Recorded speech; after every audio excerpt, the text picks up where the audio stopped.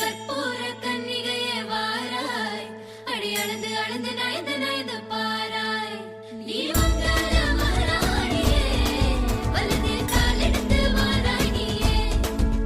நீ வந்த இடம் வளமாக, சென்ற இடம் வளமாக, சேர்ந்த இடம் சுகமாக வாழ போறேன்.